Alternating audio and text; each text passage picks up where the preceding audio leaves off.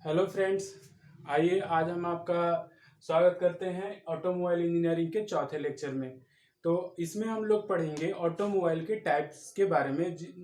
ये हमारा जो टाइप्स होगा यानी कैटेगराइजेशन होगा वो हमारा होगा ड्राइव बेसिस पे, यानी कि किस व्हील को पावर सप्लाई दी जा रही है। इंजन से जो पावर सप्लाई हम देंगे वो किस व्हील्स को देंगे, उसके आधार पे हम लोग इस कैटेगराइजेशन को पढ़ेंगे। तो इसमें हम लोग चार तरह के कैटेगराइजेशन देख रहे हैं कि हमारा चार तरह के बना हुआ है कॉलम। उसमें हमारा पहला है front engine rear wheel drive, rear engine rear wheel drive, और front engine front wheel drive और फोर व्हील ड्राइव। तो ये जो चीज़ें हमारा आता है, यानी कि हम लोग जब ऑटो की कोई भी गाड़ी खरीदने जाते हैं तो वहाँ पे आपको बताया जाता है कि ये front engine rear wheel drive है या rear engine front wheel drive है। इस तरह से आपको बताया जाता है वहाँ पे उसके स्पेसिफिकेशंस में। या फिर आपको फोर व्हील ड्राइव है तो उसके बारे में भी बताया जाता है। तो कहने का मतलब है कि सर जब आप गाड़ी खरीदने जाते हैं तो उसके स्पेसिफिकेशंस को देख करके हम लोग खरीदते हैं। ठीक है, तो जो हमारा ज़्यादा चीप और ज़्यादा इकोनॉमिकल पड़ता है उसको हम लोग खरीदना ज़्यादा बेहतर समझते हैं, जो मार्केट में चल भी रही हो और साथ ही साथ अपने बजट में भी हो। ठीक है, तो इसमें हम लोग देखेंगे पहला है हमारा front engine rear wheel drive. Front engine rear wheel drive जो है हमारा, जैसा ये नाम जो सजेशन मिल रहा है इस नाम से हम देख रहे हैं कि फ्रंट इंजन है। फ्रंट इंजन इसका मतलब है कि से इंजन जो होगा वो फ्रंट में होगा, यानी कि आगे में इंजन लगा हुआ होगा।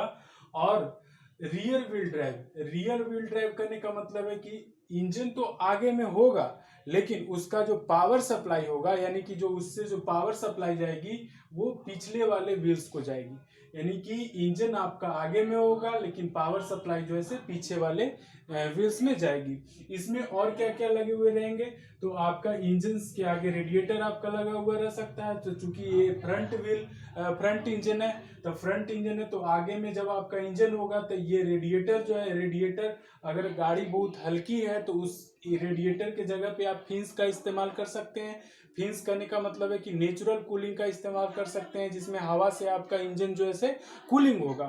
ठीक है, और इंजन के बाद आपका लगा हुआ रहेगा क्लच। क्लच के बाद आपका लगा हुआ रहेगा गियर बॉक्स, और गियर बॉक्स के बाद आपका जो लगा हुआ रहेगा वो प्रोपेलर शाफ्ट होगा, जो कि यूनिवर्सल जॉइंट से दोनों तरफ जुड़ा हुआ रहता है।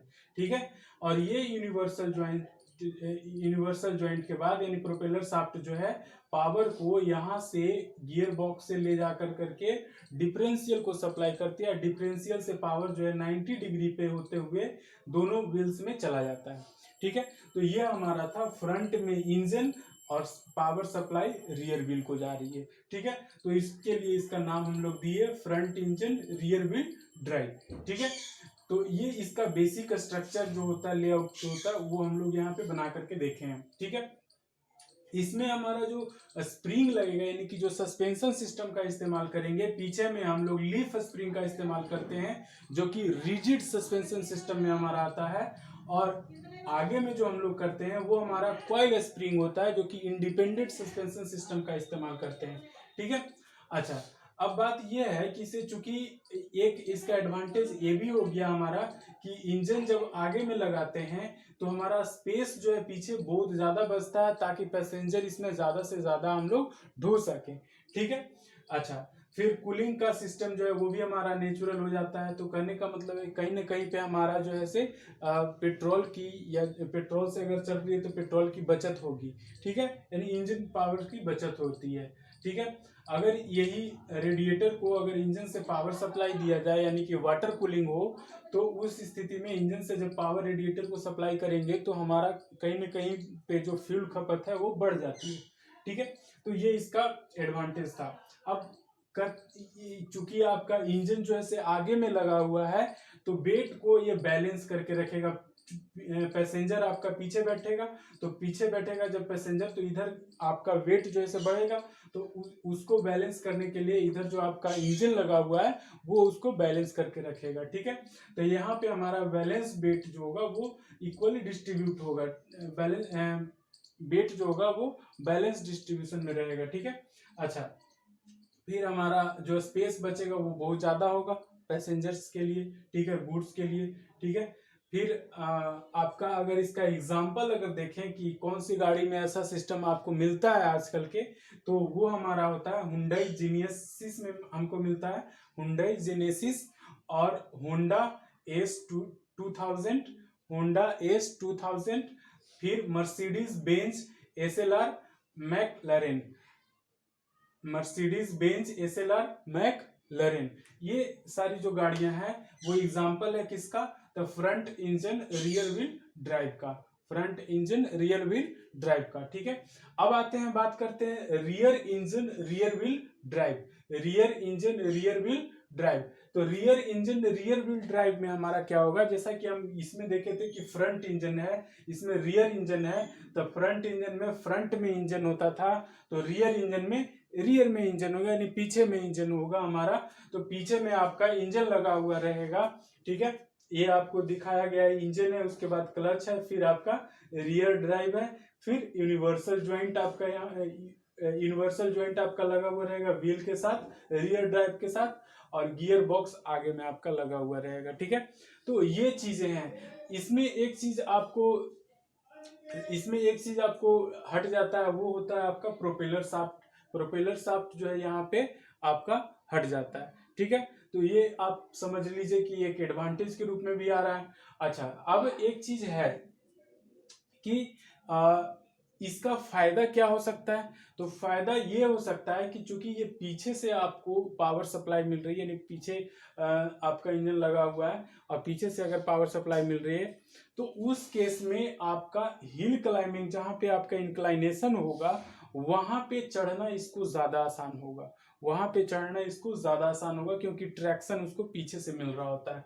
ठीक है, अच्छा, इसमें भी आपका पैसेंजर के लिए स्पेस जो है ज्यादा रहेगा। ठीक है, क्योंकि ये लेंथ वाइज आपका, ये पूरा का पूरा जो लेंथ वाइज आपका बच जा रहा है, वो सारा का सारा स्पेस में हम लोग बैठने के लिए जगह बना सकते हैं। ठीक है, अच्छा, चूंकि ये आपका पावर सप्लाई जो है, ये पावर ट्रांसमिशन असेंबली जो है, पूरा का पूरा जो इंजन, क्लच, रियर ड्राइव, ये सब जो लगा हुआ है, बहुत ही कम स्पेस में पीछे में आपका बना दिया गया, तो उसका जो स्पेस है बहुत ज़्यादा कॉम्पैक्ट हो जाता है, तो हम लोग को ज़्यादा से ज़्यादा स्पेस मिलता है, ये हमारा एडवांटेज में आ जाता है। ठीक है, लेकिन एक इसका जो कुछ डिसएडवांटेज है वो ये है कि जब यहाँ पे आप ज़्यादा स्पेस अगर आप बनाते हैं बैठने के लिए, तो उस केस में स्टीयरिंग जो है वो आपको बहुत आगे करना पड़ेगा। स्टीयरिंग जब आपको ज़्यादा उसका वर्टिकुलेशन, अगर इंक्लाइनेशन बहुत ज़्यादा हो जाएगा, तो हम कह सकते हैं कि उस स्थिति में इसका जो स्टीयरिंग होगा वो स्ट्रॉन्ग टेंडेंसी होगा उसको ओवर स्टीयर करने के लिए। ओवर स्टीयर करने का मतलब ये होता है कि जब स्टीयरिंग आप चला रहे हैं, तो वो आपको जब एक बार घुमाते हैं, तो कभी कभी ऐसा देखते हैं कि इसे पूरा घुमाने के बाद भी जो है व्हील जो है नहीं घूमता है। ठीक है, व्हील आपका जो अगला व्हील है, जिस स्टीयरिंग के कारण से इसको मुड़ना चाहिए, वो नहीं मुड़ पाता है, तो उसको हम लोग कहते हैं ओवर स्टीयर कर जाना। ठीक है, यानी कि स्टीयरिंग हम घुमाने के बाद भी हमारा वो काम नहीं कर रहा है, तो वो ओवर स्टीयर होने के चांसेस इसमें बढ़ जाते हैं। ठीक है, अच्छा, फिर स्टीयरिंग लॉक के भी चांसेस बढ़ जाएंगे, क्या है कि आपका फ्रंट में बहुत कम स्पेस बचा हुआ है, तो स्टीयरिंग लॉक भी हो सकता है इसमें आपका। ठीक है, अच्छा, फिर चूंकि आपका इंजन पीछे में लगा हुआ है, तो हवा से कूलिंग की संभावना खत्म हो जाती है। चूंकि आपका इंजन आपका पीछे में है, हवा जब भी लगेगा तो आगे में लगेगा, तो कहने का मतलब है कि इसे कूलिंग सिस्टम जो आपको करना पड़ेगा वो रेडिएटर सिस्टम और वाटर सिस्टम करना पड़ेगा, जो कहीं ना कहीं आपके फ्यूल सप्लाई को बढ़ा देगा, यानी कि फ्यूल के खपत को बढ़ा देगा, और बढ़ा देगा तो ये एक तरह का डिसएडवांटेज होगा हमारा। ठीक है, क्योंकि पावर जो रिक्वायरमेंट होगा वो इंजन से ही होगा उसको। ठीक है, तो ये था हमारा rear engine rear wheel drive. ठीक है, जिसमें हमारा इंजन जो है पीछे होगा और पिछले चक्के को ही पावर सप्लाई करेगा। ठीक है, यानी पिछले चक्के में ही पावर आएगी। ठीक है, ताकि वो गाड़ी को चला सके, व्हीकल को मूव करा सके। ठीक है, अब हमारा आता है front engine front wheel drive. Front engine front wheel drive में हमारा क्या होता है कि इंजन हमारा फ्रंट में रहेगा, क्योंकि फ्रंट इंजन है, तो फ्रंट इंजन में इंजन हमारा फ्रंट में रहेगा। ठीक है, अच्छा, फ्रंट व्हील ड्राइव करने का मतलब कि पावर सप्लाई जो है वो फ्रंट व्हील को मिलेगी, ठीक है, यानी कि जो इसमें पावर मिलेगा वो फ्रंट व्हील को मिलेगा और उसी से पूरी जो असेंबली है यानी पूरी व्हीकल है वो उसी से आपको ट्रांसमिशन में जाएगा, यानी प्रोपल्सन होगा उसका, यानी चलेगी। तो इसमें हम देख रहे हैं क्या कि इंजन आगे लगा हुआ है, ड्राइव आपका आगे लगा हुआ है, क्लच आपका आगे लगा हुआ है, गियर बॉक्स आपका आगे लगा हुआ रहेगा, ठीक है। अच्छा, फिर ये जो चीजें हैं आपका ड्राइव के साथ जो व्हील्स जुड़े हुए रहेंगे वो यूनिवर्सल जॉइंट के साथ आपका जुड़ा हुआ रहेगा, ठीक है। फिर आपका फ्रेम के साथ आपका दोनों व्हील्स जो पीछे वाला वो जुड़ा हुआ रहेगा, ठीक है। अच्छा, इसमें भी हमारा प्रोपेलर शाफ्ट का रिक्वायरमेंट नहीं होगा, ठीक है। अच्छा, ऐसा रहने से हमारा जो ये है वो रोड के साथ उसका ग्रिपिंग जो है वो मजबूत मिलता है, लेकिन इस केस में ग्रिपिंग मजबूत नहीं मिलता है, लेकिन इस केस में आपका ग्रिपिंग जो है मजबूत मिलता है, चूंकि इंजन चूंकि आपको आगे रखा हुआ है तो इसका वेट जो है आगे में पड़ेगा, तो पीछे से उठने की जो संभावना यानी कि जो उसको फ्लिप करने की संभावना वो खत्म हो जाती है, ठीक है।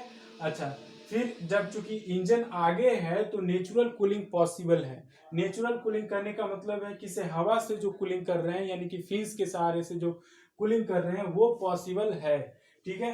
फिर हमारा इसका अगर एग्जाम्पल अगर देखें कि कौन सी गाड़ी में ऐसा व्यवस्था है तो वो हमारा होता है जर्मन फोर्ड टाउनस में, जो कि 12 सीरीज की गाड़ी है। जर्मन फोर्ड टाउनस जो कि 12 सीरीज की गाड़ी है, जर्मन फोर्ड टाउनस 12 सीरीज की गाड़ी है, उसमें हमारा front engine front wheel drive देखने को मिलता है। साथ ही लांसिया फ्लेविया में भी आपको देखने को मिलता है और फुलविया में भी देखने को मिलता है, ठीक है। ज्यादातर ये जो गाड़ियां आपको दिख रही है जर्मन फोर्ड टाउनस 12M जो है आपको इधर जनरल छोटे मार्केट में नहीं देखने को मिलती, ये चूंकि महंगी गाड़ियां होती हैं तो ये सारे जो हैं कुछ खास मार्केट में आपको देखने को मिल सकता है। अब तो सब खास ही हो गया, चूंकि सबके पास पैसा हो गया तो कोई भी खरीद सकता है, तो ऑडी भी आपको देखने के लिए मिल जाता है, मर्सिडीज भी देखने को मिल जाता है मार्केट में। तो कहने का मतलब है कि से ज्यादातर ये सब जो गाड़ियां हैं हम लोग इसका नाम ही लगता है कि पहली बार सुन रहे ऐसा लग रहा है, तो ये सब जो गाड़ियां हैं विदेशी कंपनी की गाड़ियां होती हैं, ठीक है, जिसके कारण से ये यहाँ पे कम देखने को मिलता है। अब हम लोग बात करते हैं फोर व्हील ड्राइव का। तो फोर व्हील ड्राइव में हमारा क्या होता है कि से इंजन इसमें आगे भी लगा हुआ रह सकता है और मिडिल में भी लगा हुआ रह सकता है, लेकिन इसमें एक खासियत है कि से इसमें जो पावर सप्लाई मिलेगी वो चारों चक्कों को मिलेगी, यानी कि चारों चक्कों में पावर डिस्ट्रीब्यूशन होगा, ठीक है। तो इसमें हमारा एक एक्स्ट्रा कंपोनेंट जुड़ जाएगा, वो है ट्रांसफर केस।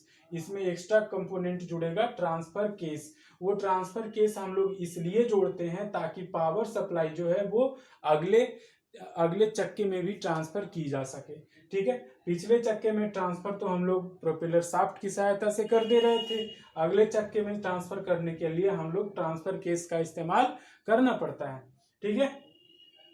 तो फोर व्हील ड्राइव में इंजन जो है वो आपको आगे या मिडिल कहीं पे भी लगा हुआ रह सकता है और उसकी जो पावर सप्लाई होगी वो चारों चक्कों की जाएगी, ठीक है। ऐसा ये जो गाड़ियां होती हैं काफी महंगी और साथ में ये कह सकते हैं कि फ्यूल कंजम्पशन इसका बहुत ज्यादा होती है। ये कॉस्टली तो होती ही है, साथ ही साथ इसका फ्यूल कंजम्पशन भी ज्यादा होता है, यानी कि ये जो है इकोनॉमिकल किसी भी स्थिति में इसको हम नहीं कह सकते हैं।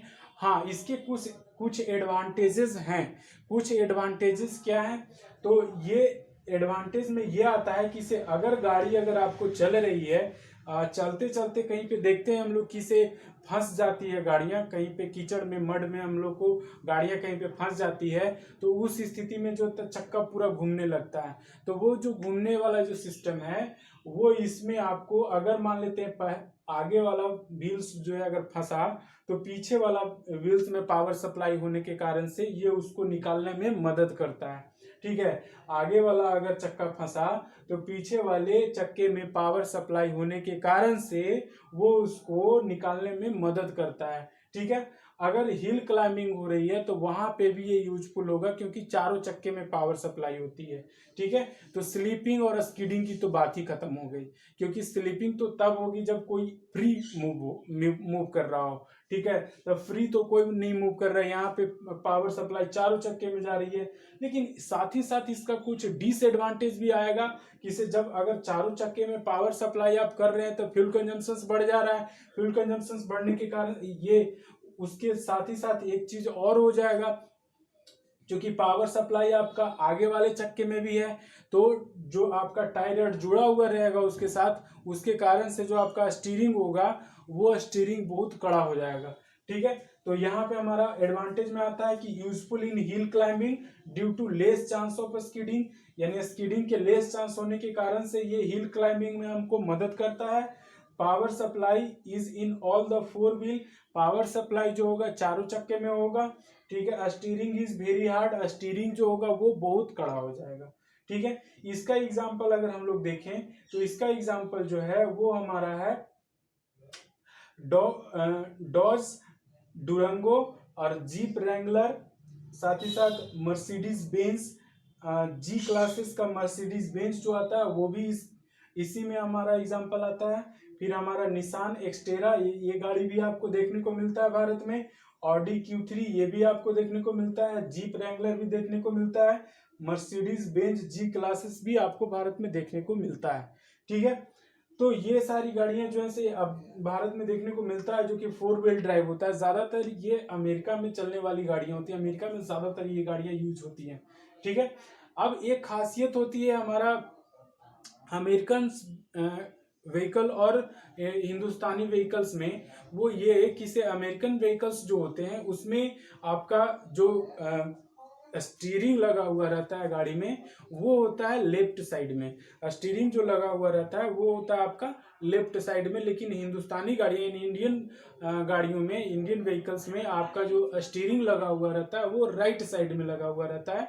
और उसी के अकॉर्डिंग जो है हम लोग यहाँ पे चलने का जो सिस्टम बनाए हैं वो होता है। ऐसा इसलिए क्योंकि हम लोग जब चलते हैं तो हम लोग चलना चाहते हैं किधर, लेफ्ट साइड में। तो लेफ्ट साइड में चलने के कारण से हम लोग का जो स्टीयरिंग होता है वो राइट साइड में होता है। वहां पे चलने का जो सिस्टम है वो राइट साइड में चलने का सिस्टम है, और उसके कारण से जो वहां पे आपका स्टीयरिंग लगा हुआ रहता है वो गाड़ियों में वो लेफ्ट साइड में लगा हुआ रहता है। तो ये हमारा था types of automobile according to the drives. ठीक है, तो हम लोग इसमें सीखे क्या, इससे अगर आपको जैसा नेम आपको दिया हुआ रहेगा कि front engine rear wheel drive गाड़ी है, तो उसका मतलब ये हो गया कि इंजन हमको आगे में रहेगा लेकिन पावर सप्लाई पीछे में जाएगा। इसमें खासियत होगा कि प्रोपेलर शाफ्ट जुड़ा हुआ रहेगा। ठीक है, अगर इंजन जहां पे है उसी में हम लोग पावर सप्लाई कर रहे हैं तो प्रोपेलर शाफ्ट की जरूरत नहीं पड़ेगी। लेकिन अगर इंजन आगे रख रहे हैं, पावर सप्लाई पीछे दे रहे हैं, तो प्रोपेलर शाफ्ट की जरूरत पड़ेगी। इंजन अगर आप पीछे रख रहे हैं, पावर सप्लाई आगे दे रहे हैं, तो उसमें भी आपको प्रोपेलर शाफ्ट की जरूरत पड़ेगी। लेकिन प्रैक्टिकल रूप में कभी ऐसी गाड़ियां नहीं देखी गई हैं जिसमें हमारा जो है इंजन पीछे हो, पावर सप्लाई आगे हो। ठीक है, प्रोपेलर शाफ्ट के साथ ऐसा हम लोग उसको चलाएं, ऐसा अभी प्रैक्टिकल रूप में ऐसी कोई गाड़ियां नहीं है। ठीक है, तो फ्रंट इंजन रियर व्हील में हमारा इंजन आगे और पावर सप्लाई पीछे, और रियर इंजन रियर व्हील में इंजन पीछे, पावर सप्लाई भी पीछे। Front engine front wheel drive में हमारा क्या हुआ कि इंजन आगे और पावर सप्लाई भी आगे। ठीक है, 4 व्हील ड्राइव में क्या होगा, इंजन आपका आगे हो सकता है, मिडिल में हो सकता है, और उसका पावर सप्लाई जो है चारों चक्कों में होगा। 4 व्हील ड्राइव का मतलब सिर्फ बात ये कहा गया है, इसमें इंजन का पोजीशन नहीं डिक्लेयर किया गया है, तो इसका मतलब है कि इंजन कहीं पे भी लगाइए लेकिन उसका पावर सप्लाई जो है चारों चक्कों में जाना चाहिए। ठीक है, इसमें खासियत एक बढ़ गई थी ये कि इसमें एक ट्रांसफर केस एक्स्ट्रा ऐड होगा। ट्रांसफर केस एक्स्ट्रा ऐड होगा जो क्या करेगा कि पावर सप्लाई अगले चक्के में भी ट्रांसफर करेगा। ठीक है, पावर सप्लाई को अगले चक्के में भी ट्रांसफर करेगा। तो यहाँ पे कुछ कुछ खासियत जो है उसको हम लोग नोट आउट करते जाते हैं, जो कि मेन पॉइंट होता है जहां से ऑब्जेक्टिव आपको पूछे जाते हैं। तो ऑब्जेक्टिव के लिए आप ध्यान में रखिएगा कि front engine rear wheel drive में प्रोपेलर शाफ्ट का इस्तेमाल होता है, इंजन आगे रहेगा, पावर सप्लाई पीछे होगा, ठीक है, यानी पिछले चक्के को होगा, ठीक है।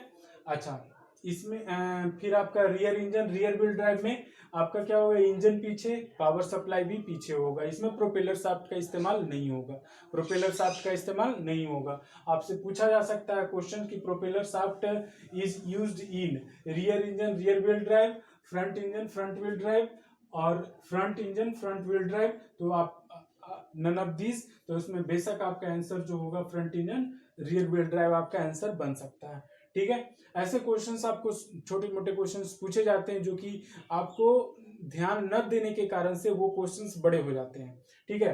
कोई सारा क्वेश्चंस आपका छोटे छोटे पॉइंट से ही पूछे जाते हैं, बट वो आप ध्यान उस पर कंसंट्रेट नहीं करते हैं तो वो ऑटोमेटिकली आपका क्वेश्चन से बड़ा बन जाता है, क्योंकि वो दिमाग में चल ही नहीं रहा होता है।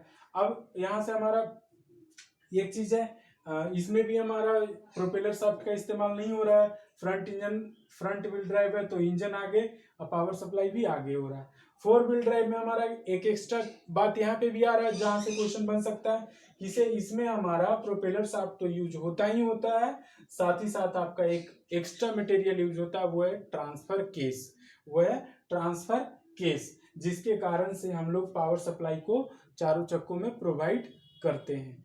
तो ये हुआ हमारा क्लासिफिकेशंस। कुछ क्लासिफिकेशंस और देखेंगे दोस्तों, जिसमें हमारा क्या होगा कि हेवी व्हीकल्स के क्लासिफिकेशंस को देखेंगे कि हेवी व्हीकल्स में कौन कौन सी गाड़ियां आती हैं। तो उसमें मुख्य रूप से दो ही तरह की गाड़ियां आएगी, एक तो हमारा आर्टिकुलेटेड व्हीकल होगा और एक होगा हमारा लॉन्ग ट्रक, ठीक है। लॉन्ग, आज के लिए इतना ही रखते हैं दोस्तों, फिर हम लोग अगले लेक्चर में दूसरे टॉपिक को कंप्लीट करेंगे, ठीक है। तो इतना, आज के लिए इतना ही, थैंक यू।